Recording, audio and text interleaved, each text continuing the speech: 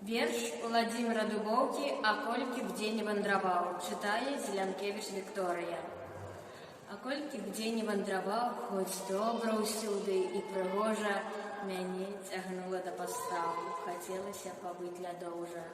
У айчыне многа гарадоў і вёсак незлічоны шэраг, а ўсё ж адсюль я ў свет пайшоў, і тут ён гэты самы бераг.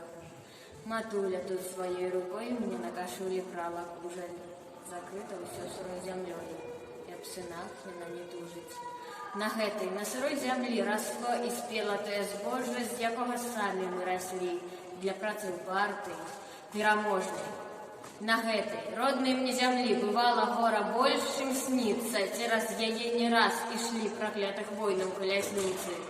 Заразам раз, цяжэй, цяжэй яна здрыгалася ад болю, а ўсё ж прыйшла для ўсіх людзей шчаслівая настала доля. Спаткаўся з роднай зямлёй, жадаю шчырым сэрцам роднай, каб больш не знацца нам з вайной, каб больш не знаць вайны ніводнай.